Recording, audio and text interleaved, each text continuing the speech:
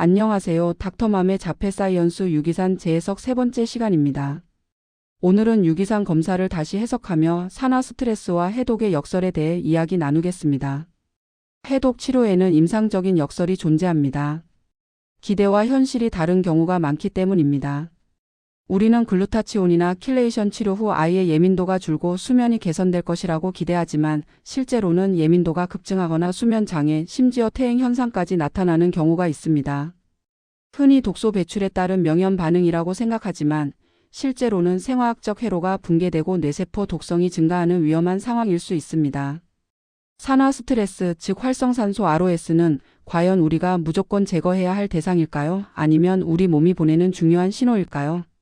ROS는 면역 반응, 세포 신호 전달, 미토콘드리아 적응 등 우리 몸의 필수적인 생리학적 기능을 수행합니다. 따라서 문제의 본질은 ROS 자체의 발생이 아니라 이를 조절하는 완충 능력이 부족한 데 있습니다. 유기산 검사 해석 시 지질 과산화물이 상승했다고 해서 단순히 항산화제가 부족하다고 볼 것이 아니라 우리 몸 시스템이 과열되었다는 경고 신호로 이해해야 합니다. 해독의 올바른 생화학적 위계는 매우 중요합니다. 해독은 치료의 시작점이 아니라 에너지가 회복된 후에 나타나는 결과물이라고 정의할 수 있습니다.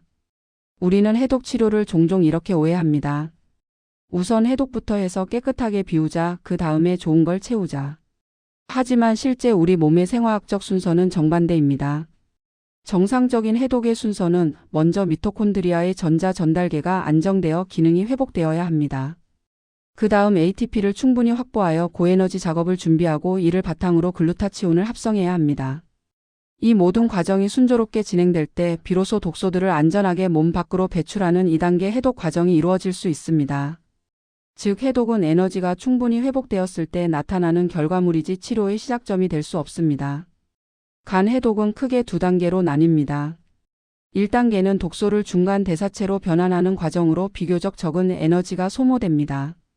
하지만 이 중간 대사체는 독성이 더 강할 수 있습니다.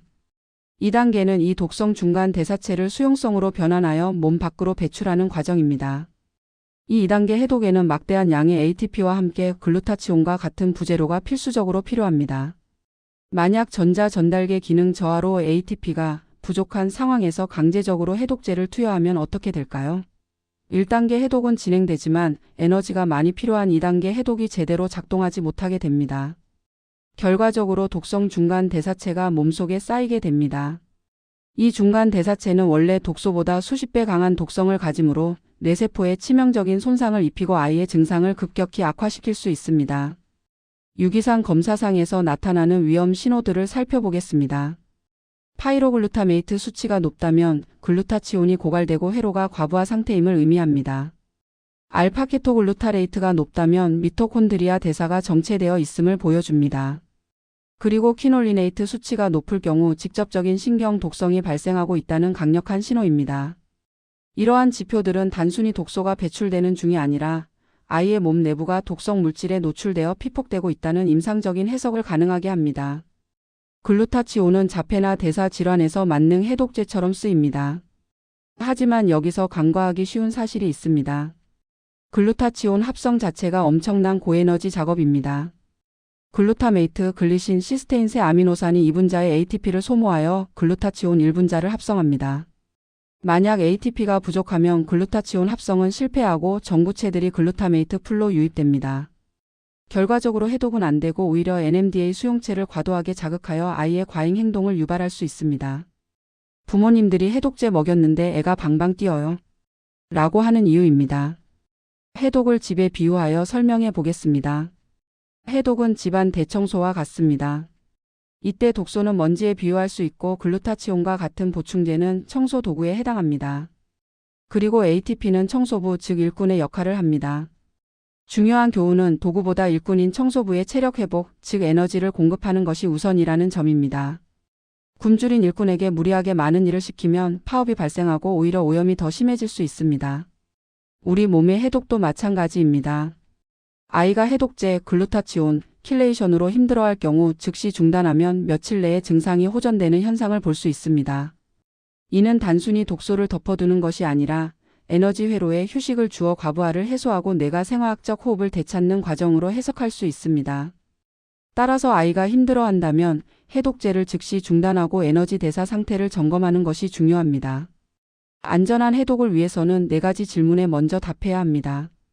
첫째, ROS와 완충 능력, 즉 공격 인자와 방어 능력의 균형을 확인해야 합니다.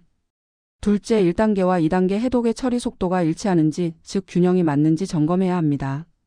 셋째, 가장 중요한 요소로 NAD와 ATP가 충분히 확보되어 에너지 상태가 양호한지 확인해야 합니다. 마지막으로 지금 하는 해독이 아이의 회복을 위한 것인지 아니면 불필요한 노동을 강요하는 것인지 본질을 되물어봐야 합니다. 해독 치료를 다시 시작할 수 있는 안정화 지표들을 소개해 드립니다. 첫째, 피루베이트와 젖산 수치가 낮아져 미토콘드리아 효율이 개선되었는지 확인해야 합니다. 둘째, 퀴놀리네이트 수치가 낮아져 신경 독성이 감소했는지 살펴봐야 합니다. 마지막으로 수면의 질이 회복되어 신경계가 안정화되었다는 신호를 확인해야 합니다. 이러한 지표들이 안정화된 것을 확인한 후에 해독 치료 재개를 권장합니다. 오늘 다룬 해독편 핵심 내용을 요약해 보겠습니다.